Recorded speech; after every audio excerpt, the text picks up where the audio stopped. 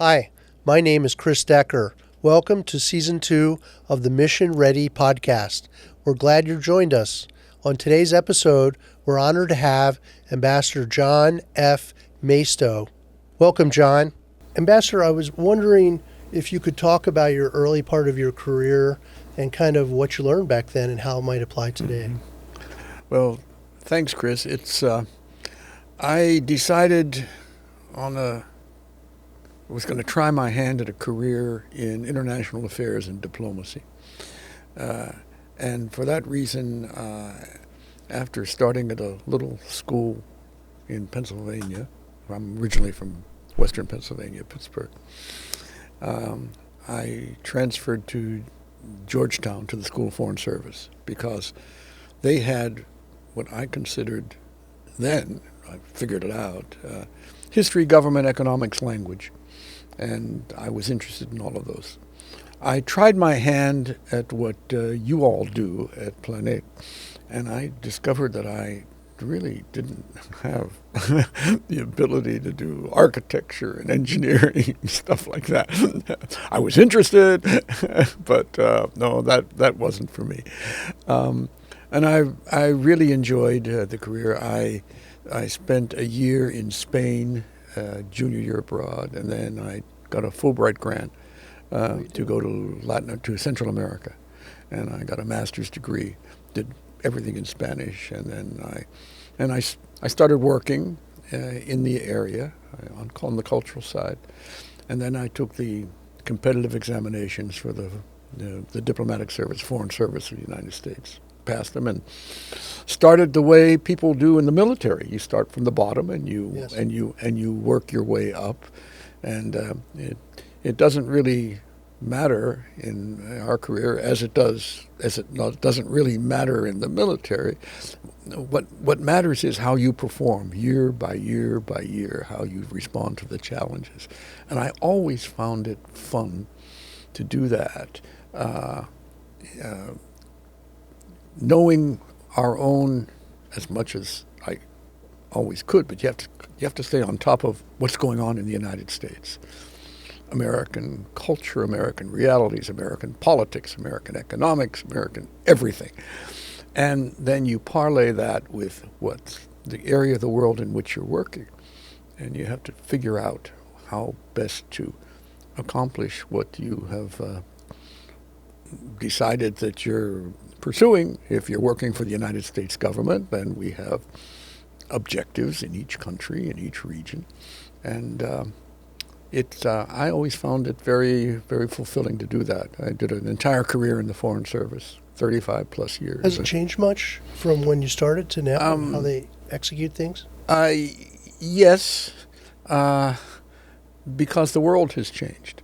For example, nowadays, people who work in international affairs must be conversant in science and technology, in IT. They don't have to be experts in it, but they have to be aware of it and know how to deal with people who are involved in it, how it fits into what we are trying to accomplish in terms of our bilateral relationships, for example, in security. If you're creating partnerships with foreign countries, and it involves military to military, you have to know what the military institutions are going through in terms of modernization. Same with business. Your policy involves trying to convince people that investing money in a foreign country that aligns itself to the United States and our foreign policy objectives is a good idea. So how do you advance that? There's a whole question of institutional improvement in countries with which we deal. And the Washington political reality, it changes from administration to administration. And you have to stay on top of that and be ready. You're a survivor. That's right. Saw that. Just like our military, our countrymen and women elect an administration, and our job is to salute and carry out the policy. The executive branch executes policy, and in our system in the United States, it's the chief executive who defines the policy. And of course, the Congress plays a huge role, and the other institutions do too. That's what makes it fun. So you mentioned bilateral, but has those relationships changed to bilateral, multilateral? Now it's bilateral. I mean, what's your thoughts on It's not kind of stovepiped into, okay, this is bilateral and this is international affairs, or multilateral, and the two are, no. You got to think of it in a holistic way, that they all contribute to achieving your objective. And there are lots of instances in which international organizations in which we are members have helped us achieve our objectives. Not always, and international organizations are far from perfect, but they do have a very important role to play. And that's in a world that's increasingly, in which everything is related to everything else, you have to pay attention to that international organizational part of it. For example, in Latin America, in Central America, the wars of the 80s, both the United Nations and the Organization of American States contributed really importantly to achieving peace, because they were able to work with the individual governments in combination with the United States. Sometimes a group of countries under the United Nations banner would work with one side of a conflict, and we would work with the other side. That was particularly the case in El Salvador and Nicaragua back in the 1980s. Do you think the multilateral organizations have been co-opted in some regards, and they're not functioning like they used to do, or do you think just the world's They have to modernize too, because the world is changing, because the relationships are changing, because the realities are changing, and they have to be cognizant of the role of the most powerful nations, and they have to keep in mind in a central way, and this is a real challenge. International organizations like the United Nations control countries that have a democratic system, freedoms, Western Hemisphere style, the huge majority, by the way. And there are countries that are authoritarian, like China, like Russia. But they're members of the organization. They have interests too. That doesn't mean you don't deal with them, but you use the organization to advance your interests. It's another platform, as it were. You also have your bilateral platform, face-to-face. And then you have groups, like-minded countries that you pursue. So it's kind of a very interesting mosaic, and the name of the game is to make it all fit together. An old mentor of mine from the old days used to say, remember, everything is connected to everything else. You can't get away from that. You can't just say, oh, I'm only interested in this. No. That's not the world works. So is there anything that's changed when you think about the beginning of your career in the State Department and then how things are done today? Yes and no. It's yes in the sense that there are different problems that we never encountered before. They have to do with technology, that have to do with more countries becoming powerful. For example, the former colonies of the European powers, everything in Africa. To an extent, in the Spanish-speaking world in Latin America, they went through their independence period, and then they went through their development period, and right now, in the Western Hemisphere, all the countries are democratic. They have elected governments, with the exception of 3, and we're working through issues. There's Venezuela, there's Nicaragua, and there's Cuba, and in terms of dealing with those countries, we and other countries, neighboring countries, have to keep in mind that all 3 are different. And there are different approaches that can and should be tried to help them make their way to moving from an authoritarian situation to functioning democracy, which is our objective. So when I started in the Foreign Service, outside of Europe and the United States and certain big countries like Australia, New Zealand, Japan, the majority of countries were authoritarian. And that has moved into the democratic mode, which brings new challenges, to be sure. Well, you're talking about those transitions, and I remember you had a stark transition when President Marcos Sr. stepped down and President Aquino took over. You're involved in that. Oh, yes. The United States was involved in that, and that was quite an important situation. The Cold War was going on. First, you have the backdrop. The Philippines, after World War II and the beginning of the Cold War, was aligned with the United States. Young republic, became independent in 1946, a part of the American colonial past. And we, the United States, fulfilled our promise of independence. The only thing that held it up was World War II. And the Philippines launched. They aligned with the United States from the very beginning. And we had a mutual defense treaty from the very beginning. And that was really, really important because that involved at that time the location of American military facilities, bases in the Philippines. The Philippines in the 60s and 70s went through a very difficult period. President Marcos was elected. He declared martial law. At the very beginning, I remember because I was going in and out of the Philippines at that time, the majority of Filipinos, not all, but the majority of Filipinos said, this is what we need. We need, in Tagalog, it was ang disiplina. We need, authority, organization, too much politics. Well, that went on, but three things happened simultaneously toward the end of the 70s and the beginning of the 80s. A corruption issue, people in power too long.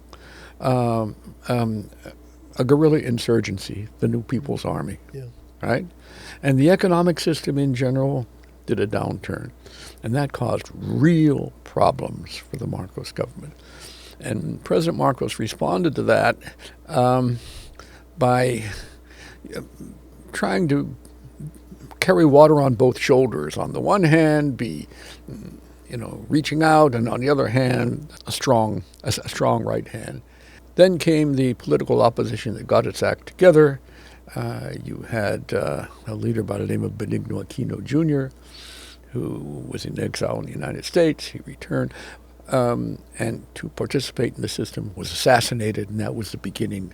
Now, what was U.S. policy back? Right. U.S. policy was the Filipinos decide their own government. They elected President Marcos. It's up to them.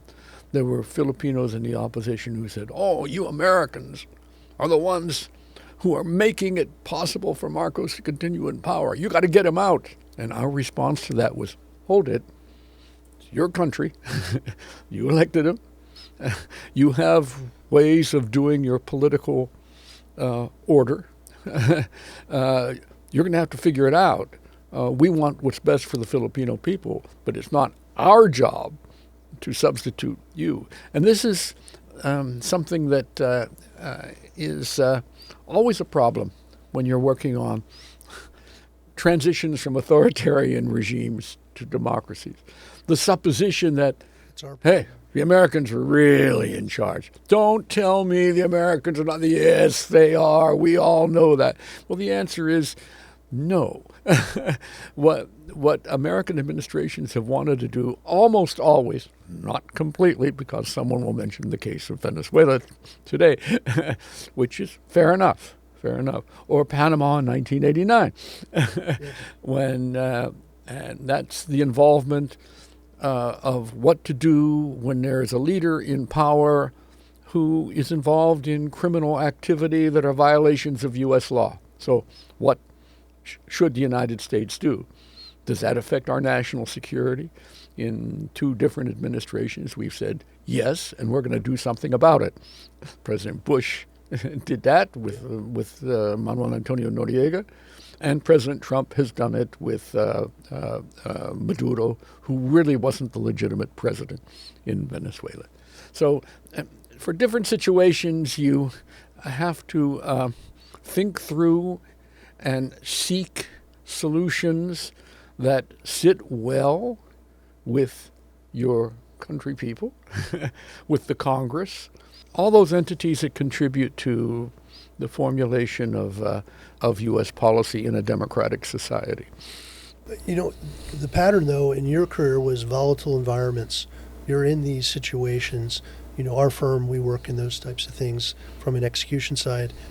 What did you see? You know, what are you seeing? How do you maintain control or be aware or just survive in these environments? Every day's a new day, right? Every day is a new day, and the smart companies, the smart American presence in whatever area has to have an organization in place that is sensitive to the country in which they are working. And there are different realities in different countries. What's going on in the Philippines is different from what's going on in African countries, for example. Yeah. It's different from what's going on in Korea, Japan.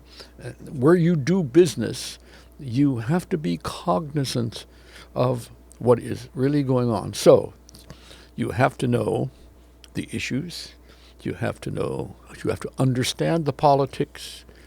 You never get involved in it. It is not smart to try to get involved because the people in the country will always do you in if you try to do that. And that's good advice for the American government, yes, too. You got to be very careful. But you got to stay informed. You got to stay on top of things, which means, and that's where in the diplomatic profession, and in yours too, Chris, where the fun comes in because you're interacting with people who are making the country go. And you're understanding where they are coming from and how your business or my country's policies can help contribute to what they are trying to achieve at the same time that they fulfill the objectives that you are attempting to bring about for your company's interests, for shareholders, and in the case of the United States government, for our national interests. And it can and should be pursued. That's kind of the objective all the time, is to do that. And the ways to do this shift, and you got to be aware of them. But, you know, I'm thinking like you were in Nicaragua during the yes, problems. Yes. You were here when President Aquino was assassinated. Well, he wasn't a president at the time. How do you ground yourself in these uncertain times? Okay. What do you do? Let's take the Philippines as a first example. During the 1980s, the United States, as a friend of the Marcos administration, really sat down to have heart-to-heart conversations and to explain what our concerns were, and to explain that our concerns were reflecting the concerns that we were perceiving of Filipinos and putting the government into danger. And then when some extremist elements in the Philippines started affecting U.S. interests directly, for example, we had an assassination of an American Just Mag commander, right? Yeah, of the Just Mag commander. When that happens, I recall. And something like that happened in Panama in 1989, yes, by the way. Actually, I think it was a class of 81, one of my college classmates. Yeah. The United States really takes that personally and will go to the government in question and say, hey, you have to do something about this. In the case of the Philippines back in the 1980s, President Marcos, who really knew how to deal with Americans, yes, he was a master at it because he played the Cold War. I'm your friend. The bad guys are out there. You got to stick with your friends. And you have bases here, and I will protect them. Whereas the political opposition was critical of Marcos and also critical of the United States because in their minds, the United States was supporting Marcos. So we had to walk that line.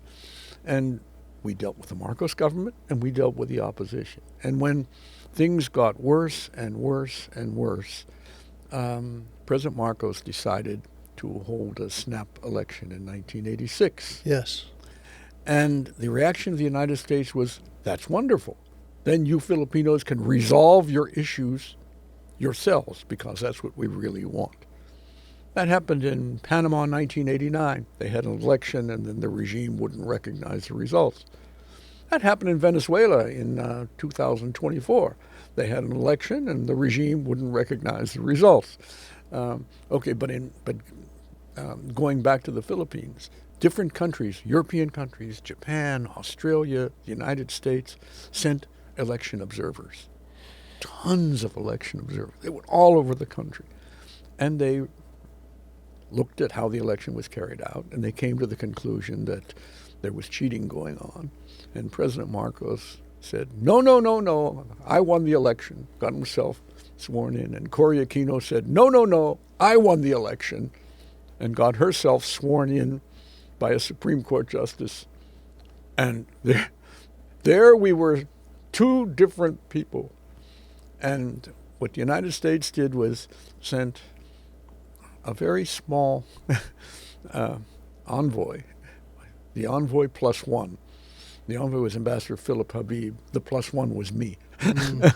To go to the Philippines and talk to everybody and find out what was going on. And this was the Ronald Reagan administration, Republican. Stand by your allies was the name of the game. And that's what the United States wanted to do. We didn't want chaos to result. We wanted the Filipinos to resolve their own problems themselves. We came to the conclusion that the evidence was pretty overwhelming that Mrs. Aquino had won the election, and we told Marcos that. He was very disappointed. We were also concerned about an outbreak of violence, and we offered, and Mrs. Aquino, then President Aquino, agreed that we offered a departure plan for President Marcos and family to leave the country, and they did. And there was a peaceful transition in the Philippines. People power resulted in, they made that decision themselves.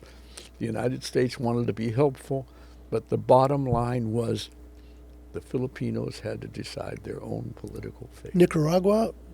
Nicaragua, interesting. They had an election too in 1989.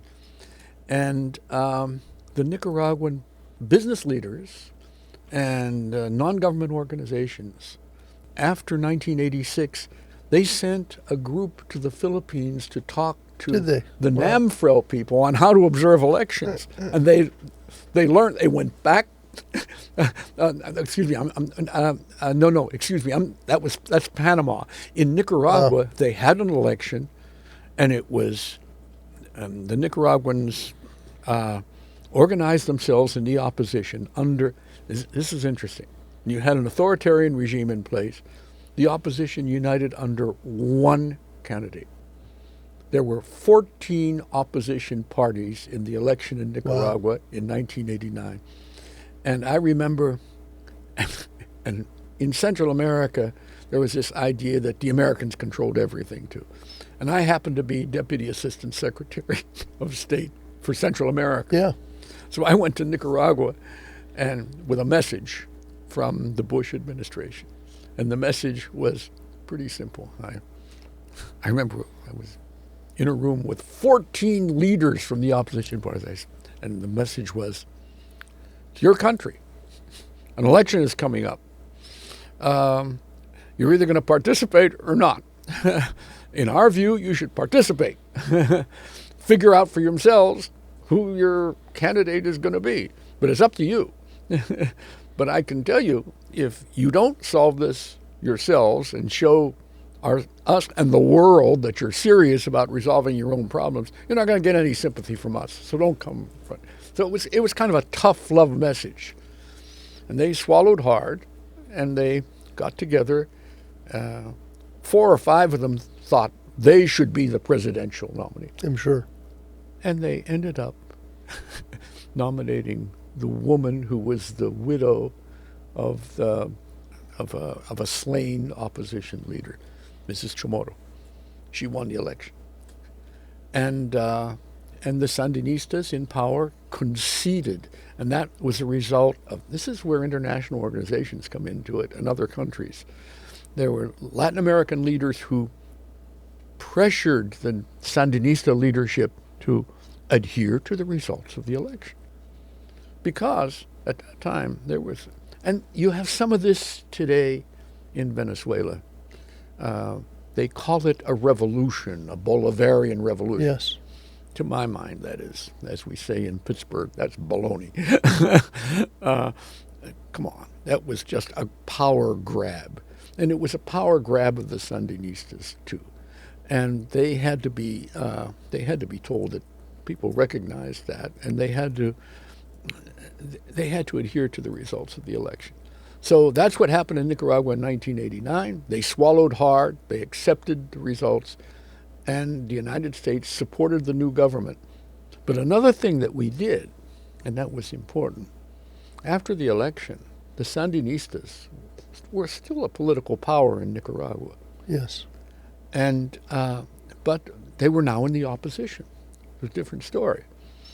And I had the good fortune to be assigned as ambassador to Nicaragua after Mrs. Chamorro was elected.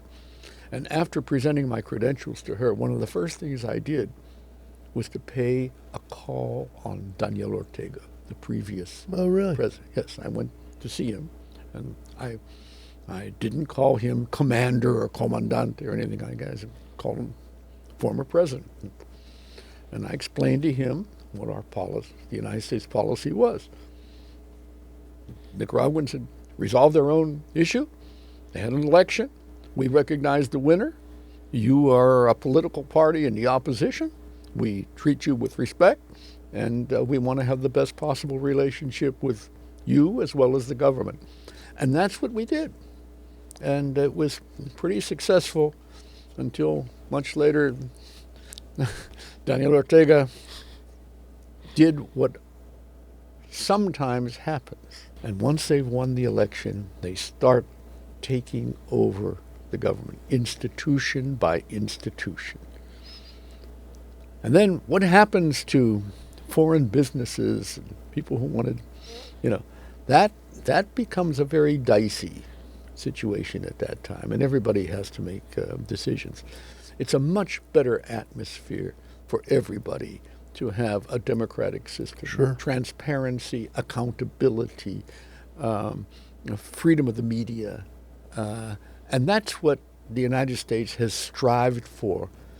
Sometimes we achieve it, sometimes we fall short, but that's what it's all about. But, you don't talk about, the proxy wars of the 80s, and maybe that's coming back, where you have other great powers subverting the democratic process. Is there patterns there from the 80s to today? Oh, yeah. The bad guys have never stopped. You have, but it's a matter of how they perceive their national interest.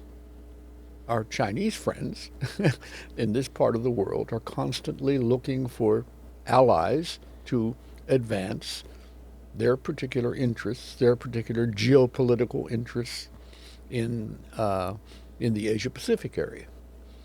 The United States, on the other hand, it is a Pacific power and continues to be a Pacific power, and by and large, the countries of the region are very comfortable with the United States being a Pacific power. They don't want any conflict, to be sure, but they see the best possible guarantee for them to avoid a conflict is by lining up with a country that really tries to advance its principles of democracy, and you all decide your own future by your elections. Russia, the old Soviet Union and the new Russia have never stopped, and they do that in the Western Hemisphere a lot. They certainly do it in Africa. Yes. And then you have different approaches, let's say, in the Middle East. and that is a shifting place. I'm not a Middle East expert. Chris, you're going to have to get someone to talk to who can really walk you through everything that goes on in the Gulf. And then, of course, there's always the Israeli issue, and then there's Iran, Iraq. It just seems like more regional powers now are having bigger influence than, say, True. in the 80s. Yeah, you have more regional power. India, for example. Yeah. In the Middle East, Saudi Arabia, Yep. very important. The Gulf states, very important. Israel, muscle flexing, very important. You have Europe, really important, and kind of the new Europe, recognizing where their future lies. And then you have the Russians in Ukraine. And the objective has been pretty clear. They just want to reestablish old-style Soviet domination in what they consider their area, and Ukrainians don't want that. That's why you have a war that's now into its fourth year. What sort of qualities, when you look back on these uncertain events, some very stressful events, what were the qualities that really made the difference, you think? Always have to keep in mind what you're trying to achieve, and to keep the focus, and keep it basic. That's number one. You have to keep in mind as well what the people you're dealing with are trying to achieve. And the name of the game is to always find that ground where you coincide your interests, but to be very cognizant of where you disagree, and to try to prevent a conflict because of what you disagree about. Now that's a balancing thing. You do that with both enemies, or old enemies, or let's say adversaries, and you do it with allies too. And it plays itself out in terms of security interests, in terms of economic interests, in terms of trade. We're certainly seeing that in trade agreements. No matter who's in the White House, Democrat or Republican, you have trade issues. Because trade issues affect the well-being of workers and economic interests in the United States. So the foreign policy that you're advocating is one that doesn't abandon what those economic interests in the United States. I'm talking about workers and investors and traders are trying to achieve. Because if that happens, and if you get involved in trade arrangements and you leave behind people who work in basic industry, like in the part of the country that I'm originally from, Pennsylvania, the middle part of the country, you have election results that reflect that, which is what happened in 2016 when President Trump was elected. Do you see, you were talking about how a lot of countries are democratic countries, but does it seem like it's now moving the other way, that these conflicts and proxy wars and authoritarianism is affecting our ability to function in a democratic way in some of these countries? It's become a challenge. And we have, number one, we have to recognize that, have to understand it, and we have to deal with it. And we have to try to be as intelligent as we can, as smart as we can. And that involves the old qualities you choose. You got to engage. You got to talk. You got to negotiate. Sometimes the glass is half empty. Sometimes it's half full. Sometimes you get half a loaf, or maybe a third of a loaf, or 2/3 of a loaf, whatever. But the name of the game is to keep the process moving in the direction that you want it to move, and to avoid the conflict as much as you can. In some instances, I can think of two during the Trump administration, the president has decided to flex military muscle and use it. That is Iran with the nuclear issue, Yes. and it's still going on. You pressure using the military, and on the other hand, you're holding out the diplomatic hand. And it's just happened in Venezuela. You've already pressured using the military, snatching the authoritarian, putting him in jail in New York to face trial, and on the other hand, engaging in diplomacy to make sure that things really don't fall apart in a country as rich as Venezuela and as promising as Venezuela. And we'll see how that one turns out. There's still a long way to go to get from where they are in Venezuela to a functioning, democratically elected government. That is the big challenge. As opposed to Afghanistan or Iraq, which was nation building. And that's what might have been Trump, worse. Understandably, has kept in my mind, to my concept, kept uppermost in his mind. Don't want to suck in American troops on the ground to do something like that. It doesn't sit well with the American public. And do all those decisions start at the National Security Council in terms of how to balance those things? They are taken up in the National Security Council. They are debated in the National Security Council. The different elements in the U.S. system contribute to it.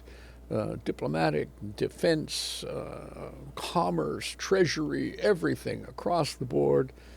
And the ultimate decision is made by the chief executive.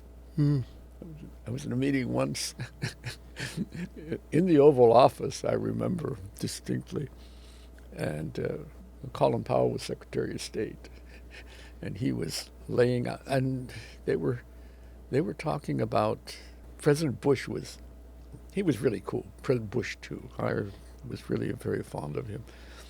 So there are about a dozen of us in the room, some cabinet members, advisors, etc. And he would ask each one of us, "Oh, what do you think? Give me your view and tell me why you think." And when it got to Secretary Powell, Secretary Powell said, "Well, here's my view," and he said, "And Mr. President, you're the decider." And President Bush smiled and he said, "Yes, I realize that. I'm the decider." When you think about democratic transitions, especially when it was Panama, El Salvador, Nicaragua, was there any patterns that we could learn today from those? Yeah. It's a pretty simple pattern. You got to engage and engage and engage. And just because you tried something once and it didn't work doesn't mean you shouldn't return to it. Maybe not immediately, but you're trying to move the ball forward. You're trying to move the process forward. And there are new conditions that arise, new pressures from both internally in that country and externally from our own, new people who are there, who want to do it differently, do the business differently, and you got to be aware of that. That's kind of what's happened in Venezuela. Maduro, hardliner, along with his wife, these were people really imbued in the Cuban system. I recall from my days there, they were the fair-haired, pro-Cuban people. Everything the Cubans wanted, they wanted, and Hugo Chavez was that way too, kind of romantically, not completely, not as much as Maduro, but Maduro was really the true blue pro-Cuba type. The people in power right now, the Vice President, Delcy Rodriguez, not so much. She's a pragmatist. Seems so. Is she a leftist? Yes. But she's a pragmatic leftist. She realizes that she's in a really tough spot because the Americans have all the pressure points and the Venezuelans don't. But the Venezuelans do have something in their favor, and that's that they're in Venezuela, they're in power, Yes. It's their system, and she is going to try to conserve as much of that system as she can, while the Americans are putting pressure on to get to an electoral solution. How much the Americans are pushing to the electoral situation is a very live political issue in the United States today. So you must have been happy to see that there's a new focus on Western Hemisphere? I am to a point. I do not think that the Western Hemisphere is the center of the international political universe of the United States. I don't agree with the focus of the national security strategy. I think Western Hemisphere is important. It's important because of geographic reasons for the country. It's important because of the migration issue. That's why President Trump chose that, in my view. What were the three issues in the campaign for President Trump in which he won the election? Immigration was one of them. The narcotics flow to the United States was the second, and the economy was the third. And Venezuela occupied the first two very nicely. That's true, yeah. Yeah, and that was something he could really put the foreign affairs focus on. I am of the view that that the East Asia Pacific is hugely important because of China. I am of the view that Europe and Eurasia are hugely important because of the realities there.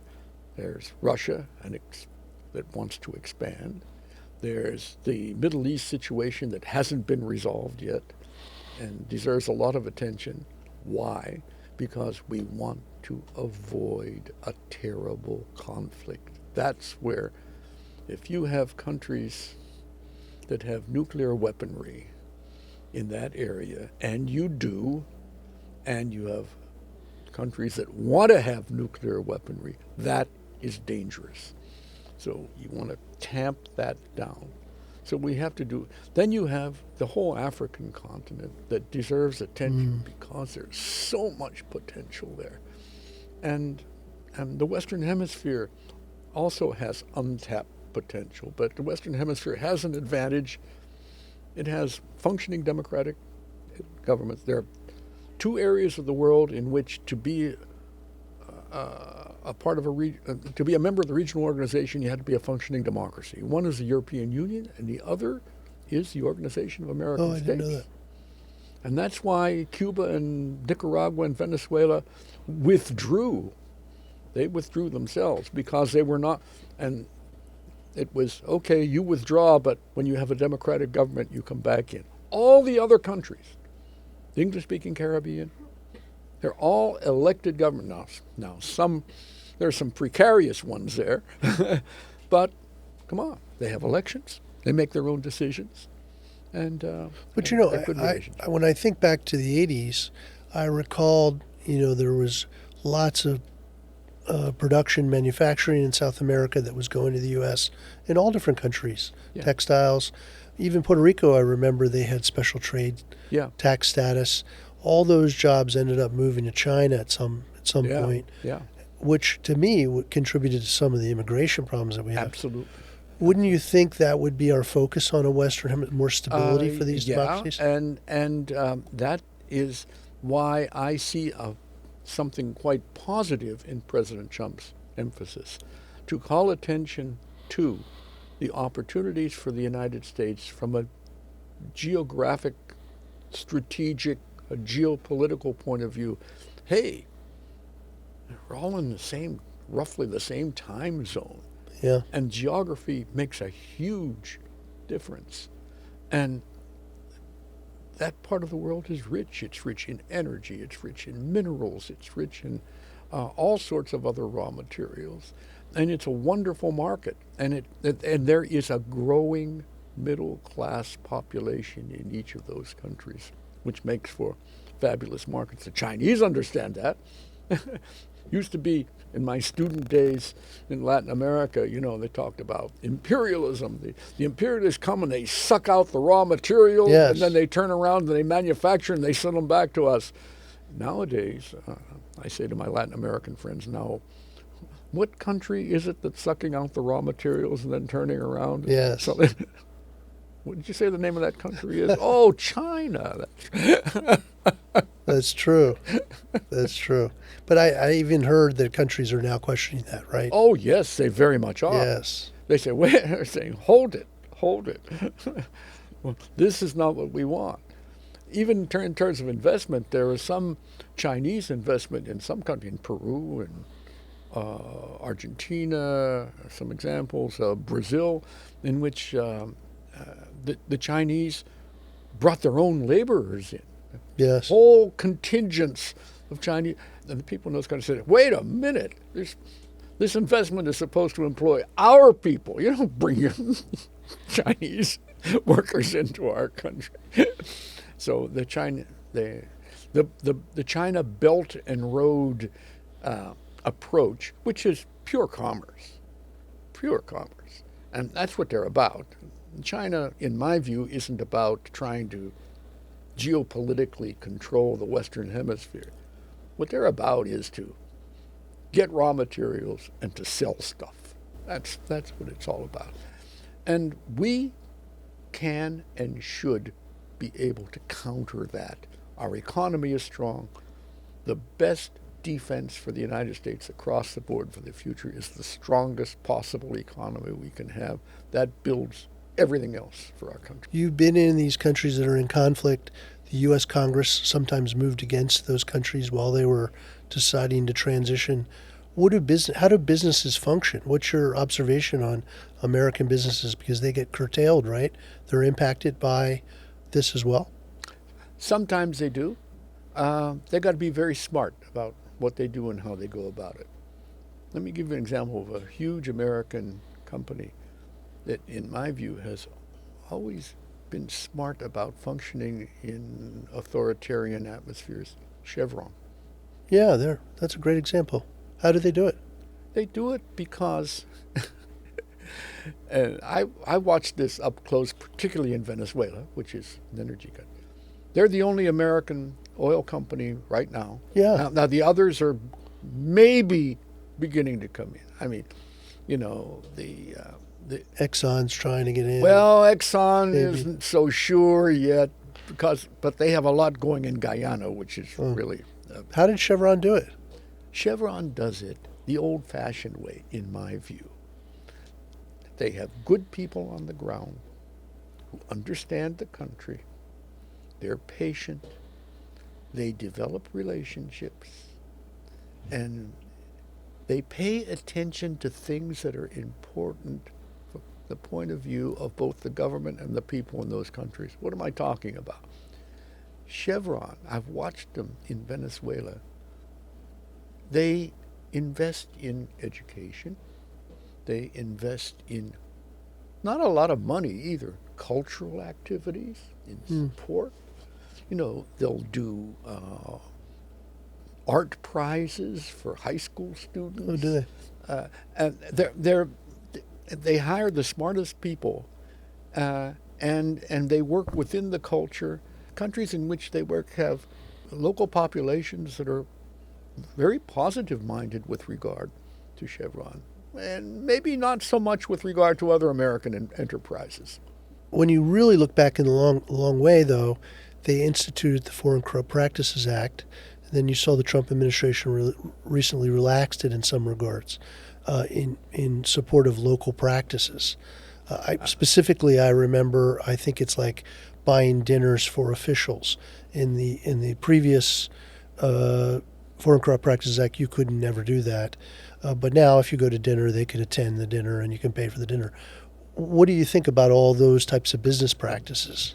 I am of the view that the Foreign Corrupt Practices Act was really quite beneficial, both to the United States and to the countries in question, because it took a while, but European countries finally came around and stopped offering payments, Yes. special payments, Well, obviously, yeah. big-time payments.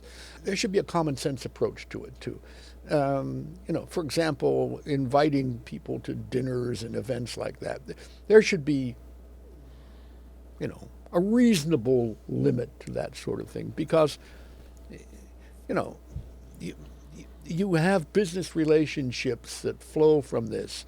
You can't. I remember when I was in the White House, the rule was in the U.S. government you had to You can't accept a meal that costs more than $20. Yes. It's still 20, I think. Is it still 20? That's Yeah. crazy. Right. That's absolutely crazy.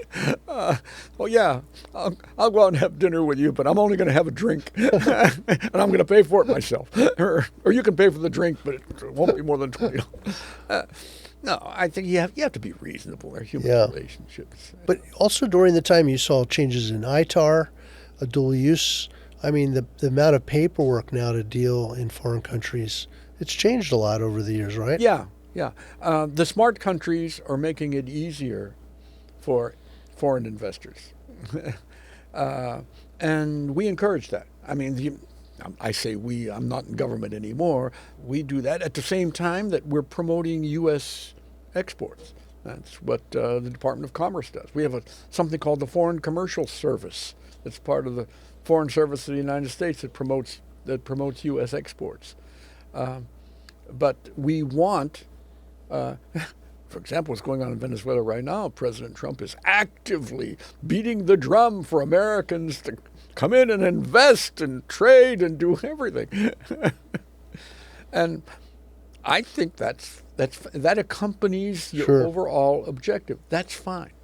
But other than the rah-rah, I mean, I think companies really need assistance in terms of getting through the bureaucracy to do it. I mean, you look at the COVID event and how immediately China provided Sinovac to the Filipinos at cost.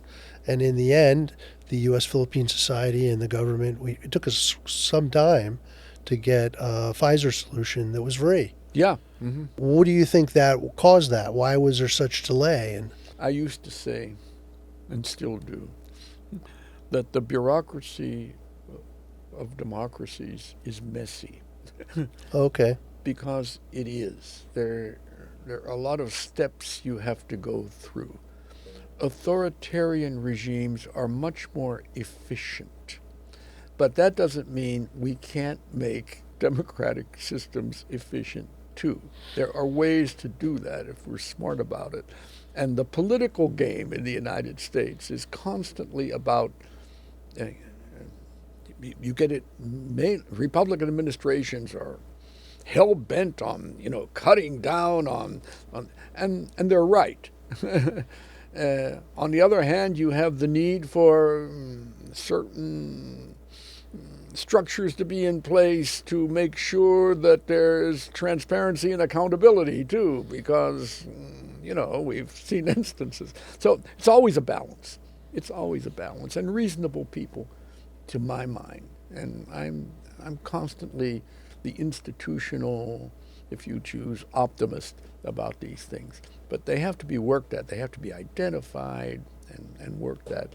And that's where the smart private sector that keeps a focus on how it does business, on transparency, accountability, making sure that there are no suspicions about what you're really up to, and in foreign countries. That's kind of what's cool about Planet, what you all are doing in Subic, for example. That's really so important to the country because it succeeded the U.S. presence in a way that is finally taking full advantage of it. And it's to the advantage of the Philippines. It's to the advantage of the U.S. firm, the United States, yeah. which wants to see the best possible solution to all the traditional issues up there. So you had that transition from Americans to Filipinos, peaceful one to be sure. The private sector, you all are doing it and doing it. Do you think well. though there's less businesses working in these conflict and difficult areas? Philippines fairly benign now, but yeah, the Philippines, like Venezuela. Going back to Venezuela. Well, going back to Venezuela, what would it take? It's going to, one of the key issues is cutting through the bureaucratic morass, but there's also a security factor. And that's what the oil people who went to the White House not long ago. Is that right? Yeah, because in the Venezuelan situation, there are gangs in the western part of the country out toward the Colombian border. And there's a little bit of the Wild West there, but the Wild West in a nasty way that has to be paid attention to. In the Maracaibo area, in the oil producing area. Yeah. And you're not going to have companies wanting to go in there if there's any security threat.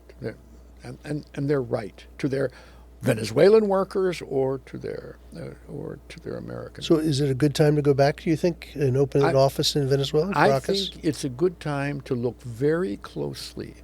I think there's a wave building. I think that there's a desire to get Venezuela up and running again, and there are opportunities for people who have some vision. If they go in and they keep their eyes wide open. They don't get suckered into anything.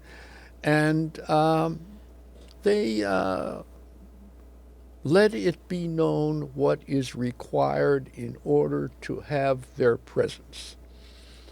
Not to be, a big-time Yankee demanding. No, This is modern business.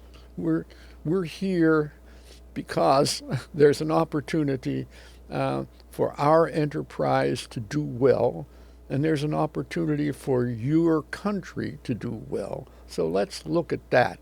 But don't play any nationalist games with me. Don't play any sovereignty games with me. I'm not into that. I'm into, you have a very solid opportunity to attract a really good investment opportunity.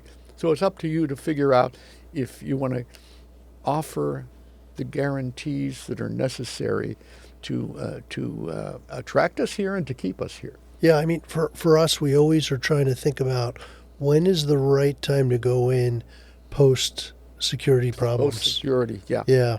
Yeah. We operate in Afghanistan right up to the very end, and we were there back in 2008. Mm-hmm. Iraq, we're there now still, and Ukraine, I'm going next month. But it's always like, when's the right time for Venezuela? Kind of the golden moment. Yes, to get in there. 'Cause that's our niche, honestly. Yeah. Well, yeah, that's a very interesting process to go through, but a necessary one. And it's you have to be careful about the chances you take, particularly in countries that have gone through tumult. And I'm sure you were in some very risky situations in your day, right? You keep your eye on the ball. You keep focus on what you're trying to achieve, how you can move it forward.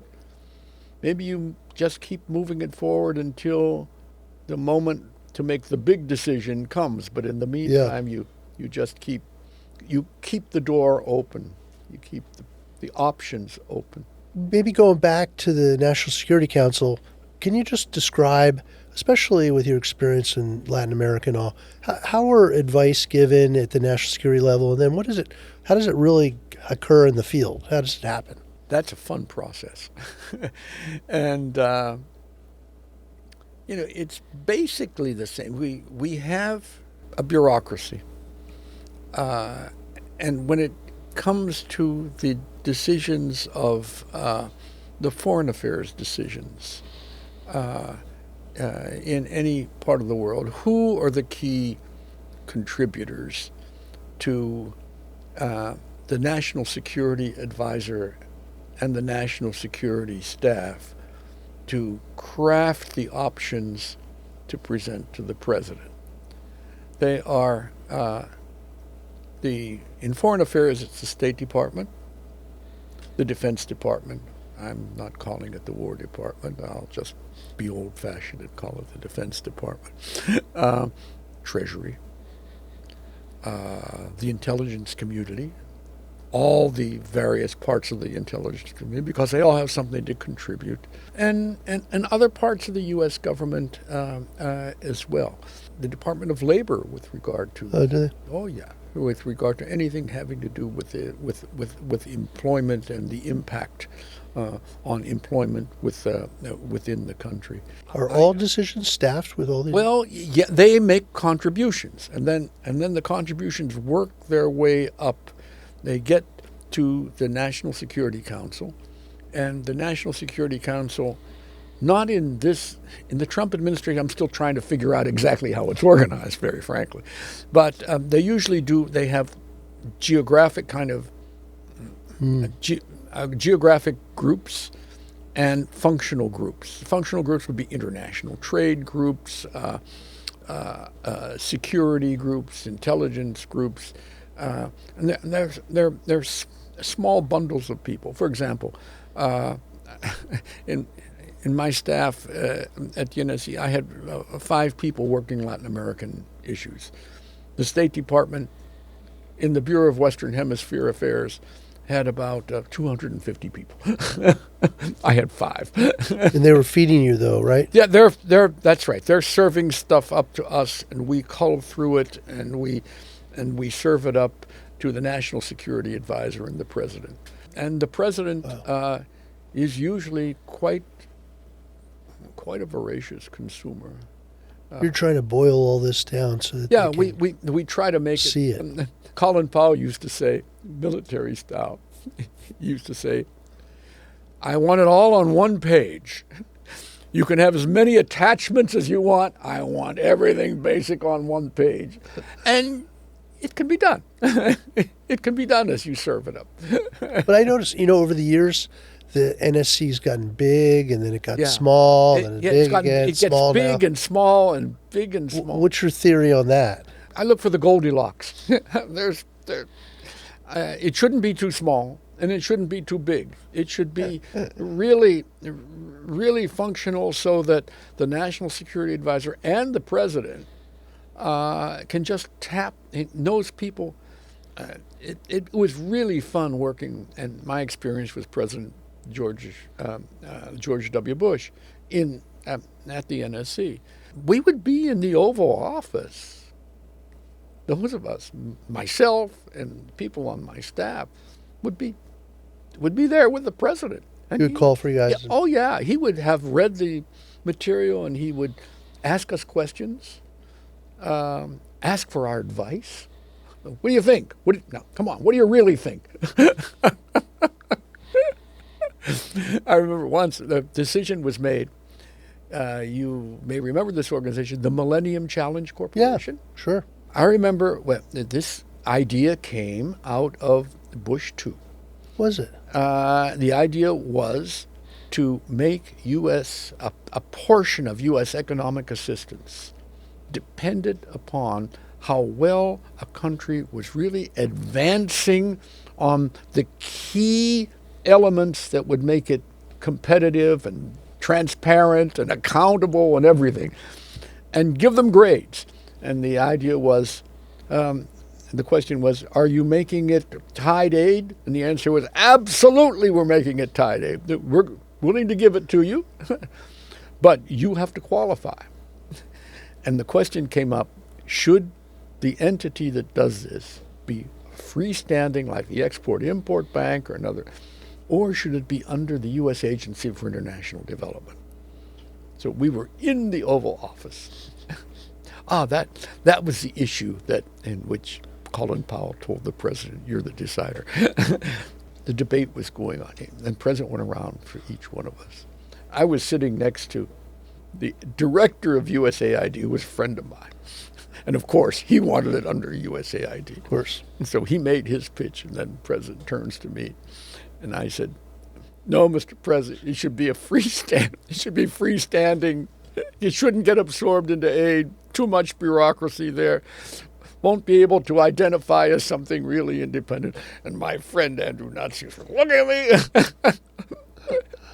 And then after all the opinions were in, and Colin Powell tried to sum it up, and he did. And then he turned around and said, and you're the decider. And President Bush smiled and said, oh, yeah, I'm the decider, and I'll decide. And he decided on At that moment, did he decide? No, he didn't decide at that. Oh. He didn't announce it then. He said, I'll decide. And but he was very thoughtful about it. Yeah. And it was a joy working with him. he really absorbed the issues. There were a lot of people who didn't think that he commanded them. He was really good. And he used to discombobulate foreign leaders because they didn't think he was as into the issues as he was. He was really, really sharp, right on top. Yeah, what people see in social media really has no bearing on what's happening in real life in the government, right? He had a custom that I thought was really well done. We would prepare all the briefing material for him. For example, for a meeting with the president of Brazil. The night before, he takes it to the White House. He reads it at night. And before the meeting begins, he calls, in my case, for all the Western Hemisphere leaders, he called me. We called it the 2-minute drill, in which he said, okay, give it to me. And I said, okay, Mr. President, here's what we want. Boom, boom, boom, boom, boom, boom, boom. Here's what they want. Boom, boom, boom, boom, boom. Okay, good. Got it. When it was over, and by the way, when he did that with the president of Brazil at that time was Lula, the socialist. Oh, at that time too? Yeah, it was his first term. Wow, I didn't realize that. Yeah, it was 2002. President Bush called Lula when he was elected president. He called me in the day after the election. He said, well, tell me about the Brazil election. I said, well, Lula was elected. He said, free and fair election? I said, yeah, free and fair, observed, the whole business. Okay, I'll call him. So his custom was to call a democratically elected leader, and he calls Lula. And the custom is you're listening to the telephone call in the Oval Office. Yeah. And he surprises everybody by saying, Mr. President-elect, how about if you come to Washington even before you're inaugurated and bring as many cabinet members as you want and we can have the relationship started? Completely surprised Lula. And Lula said, why, yes, of course. So sure enough, about 2 weeks later, Lula comes in. And he and George Bush, and Lula, the social, by the way, the conservative Republicans, when they heard that, they went crazy because we see, oh, the hemisphere is going crazy, the socialist is coming. President Lula and President Bush really got along. They spoke to each other very frankly. They figured out where they agreed. They figured out where they didn't agree, and they didn't emphasize it. Okay, we don't agree on that. You have your view, I have my view.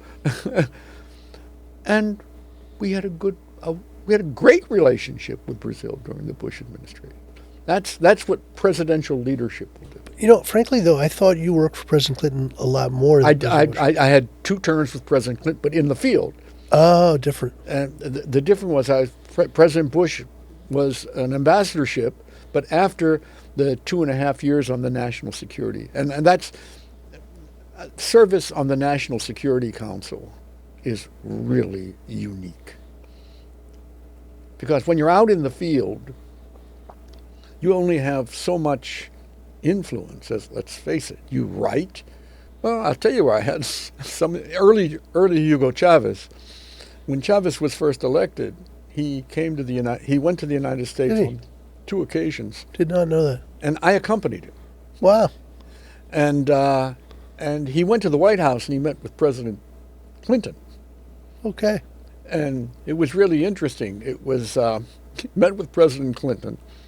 Because he was president-elect, he met in the National Security Advisor's office.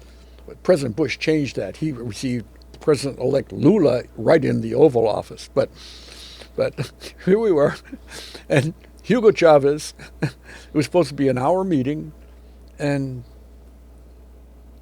Chavez meets President Clinton. President Clinton, it was called a drop-by, you know. That's what they called it. Yeah, that's what they call it. And he came in the door, oh, here's the president. And Chavez started talking and talking and talking and talking. Believe it or not. In Spanish? Yeah, in Spanish we had simultaneous translation going on. Yeah. President Clinton couldn't get a word in edgewise because Chavez just kept talking and talking and talking and talking. So President Clinton was over. He said, "Okay," he said, "I've heard everything you have to say. All I can tell you is you better pay a lot of attention to the International Monetary Fund and the World Bank to achieve everything you want to achieve." And they're all over there. Go talk to them. But they got along okay. Did they? Yeah. No, nothing spectacular, but... Do you think that makes a big difference when the senior leaders can talk about issues? Oh, absolutely. Absolutely. And President Clinton was very good at it in his way, in his voluble way, right? And President Bush, and I had a chance to see them both in action. And President Bush was very issues focused. And he would go through them and tick them off. He was very practical. Tick, tick, tick, tick, tick. But I was... By memory. Yeah. You remember that. Yeah. After he met Lula, we were at an event afterwards, and Lula was seventh heaven. Lula said, and it was a very small group, he said, "I am never going to believe what the media says about President Bush anymore. They really don't understand it. I had a meeting with him today. We talked about bureaucracy, corruption, minerals, trade, investment." And he just went down the list. And he said, "We don't have any big disagreements." That was a press conference. That was he said that, and he made the same points in a press conference. But that was the first thing he said. Wow. after the meeting. Yeah, it was because President Bush had a very disarming way of coming across to foreigners. He was very, very straightforward, very friendly. Even when people disagreed with him, there was a president of Uruguay, who got to know him, and he said to him, I was there when he said it, he looked at him and he said, and they were calling each other by their first names, a little bit of Spanish put in, and he said, "George, your idea about narcotics is all wrong." He said, "You should just legalize drugs. Let the market take over." And President Bush said, "That would never go over in the United States. No, can't do that. And the president of Uruguay said, "That would eliminate your criminality problem. That would eliminate all these things. That's really the smart thing to do." And President Bush said, "No, it'll never happen in the United States." And they were smiling, both of them. They disagreed, and they had a good relationship. So what do you make of the things that are going on now, like BRICS, and where Brazil, you were talking to President Lula, where they're not really cooperating with us as they used to, right? Or is things changing, or? Well, sometimes you're gonna smile at this, but President Trump recently said one thing that kind of sums it up. He was talking about his new friend, the acting president of Venezuela, and one of the reporters said, "Well, she was saying some things about other countries, the relationships that they're going to have, and Maduro is being held, and that's not acceptable, etc." And President Trump said, "Oh well, there's some things she just has to say."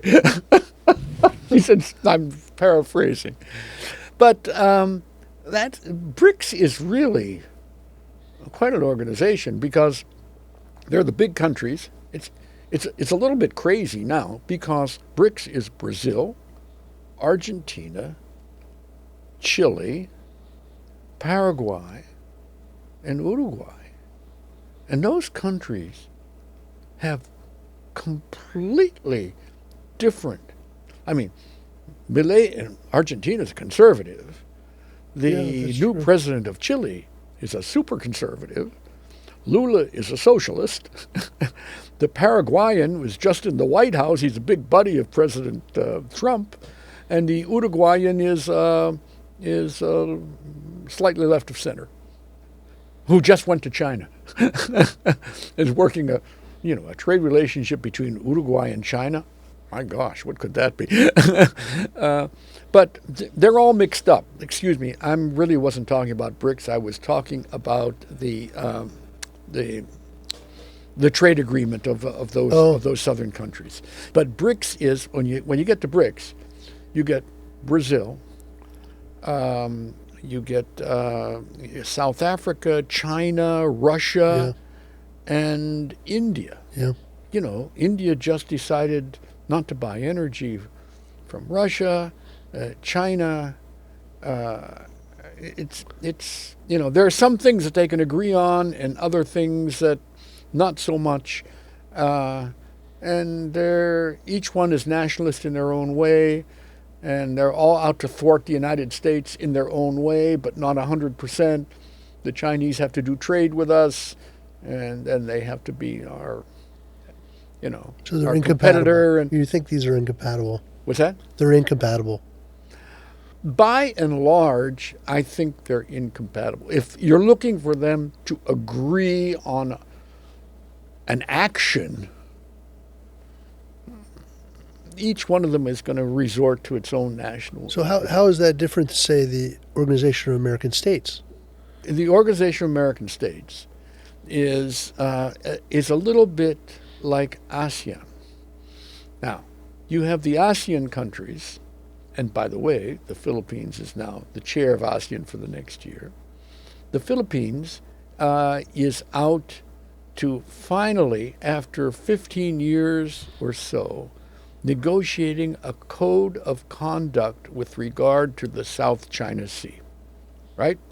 Yes. And this has been very difficult to do because the Chinese, it had to be a code of conduct involving the Chinese.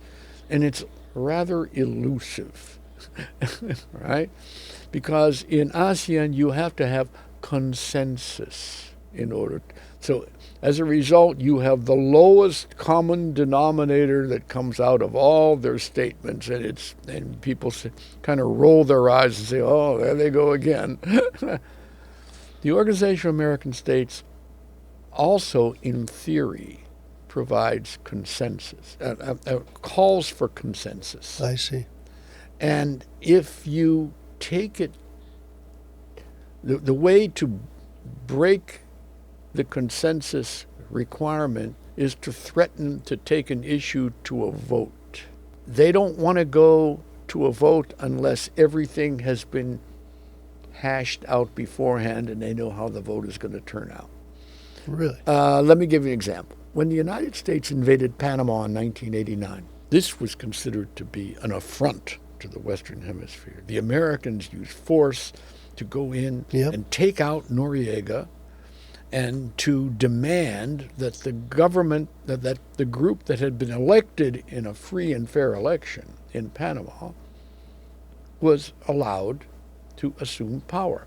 And that only took place because the United States invaded, took out the dictator, and that permitted the people who were elected to be elected. And Panama, by the way, has been a functioning democracy ever since. So there was a vote in the OAS afterwards to consider this affront to sovereignty in the Western Hemisphere. And a vote was taken, and the vote came out. They couldn't arrive at consensus, so they went to a vote anyhow, and the vote was something like 32 or 29 to 5 or 6. The United States, of course, voted against it. But several other countries surprisingly voted against it too. Some small countries, including at that time Venezuela. Wow. Because the thought was that was the only way that things were going to change. 6 months later, the Organization of American States had a national ministerial meeting. The subject of Panama wasn't. They passed a resolution using some strong language, but not condemning in the strongest possible language. It was stopped a little bit short. 6 months later, they had an election, had a foreign ministers meeting. The Panamanian subject didn't even come up, except the Panamanian foreign minister, who waited and said, "How interesting. This group doesn't mention Panama. This is the same group that would not support the people of Panama who voted in an election and then the dictator denied them. What kind of belief in democracy is this? And he just excoriated them. Everybody kept quiet. And it went on. So sometimes you get consensus, and sometimes you don't. And even when you get consensus, the problem with the OAS, like with the United Nations, is you can take positions, but how do you enforce them? In the case of the United Nations, Gulf War, Bush won. That was a UN decision that President Bush insisted on getting the authority of the United Nations to go in and to thwart Saddam Hussein from taking over Kuwait. That was a UN decision. Use of force, led by the United States, and it worked. President Bush II tried to get the same thing for the Iraq invasion, didn't get it, did coalition of the willing. Yes. Now we have another kind of approach with President Trump and this peace operation focused on Israel and Gaza. We'll see. It's going to be interesting to see how far that goes. That's one of the weaknesses of international organizations. The lack of an arm, but you really have to have a situation in which the countries say, no, this really isn't acceptable. And if you have Russia and China on the UN Security Council with a veto, it won't happen. In the OAS, it's one country, one vote. So everybody's equal. So I used to sit, a country of 230 million people, I used to sit next to Suriname or something. So, they had 75,000 people. One country, one vote. Because the OAS doesn't have a Security Council. So generally consensus, these organizations? You try to get consensus as much as possible, and you get it with regard to many things. The OAS is strong on human rights. It's the best human rights organization because it takes on countries. It's very strong on what I call horizontal cooperation, exchanging information on terrorism, narcotics trafficking, drug money laundering, and the authorities across the board. This doesn't get any publicity, but it really is effective. It's kind of like a functional Interpol for all of those things in the Western Hemisphere. And it's worked, and it goes on working. The thing is, if the Organization of American States didn't exist, we would have to invent it, and because it does many things: education education and culture, and just communication across the board. Again, it provides a place where the Latins and the Caribbeans and the Canadians and we can hash out problems and bring them up to our foreign ministries and help focus on how you resolve them. Sometimes it works, sometimes it doesn't. Well, sir, I wanted to thank you for talking to us today. It's very informative. We're very interested in how businesses and functions can occur at the final edge of the country's interests. And you've operated it in some of the most unique places on the globe. So really appreciate it, sir. Thank you for the opportunity, Chris, Thank you. to be with you. And congratulations on everything that you're doing right here in the Philippines that I've seen, and I know in many other countries as well. Thank you, Master. Thank you.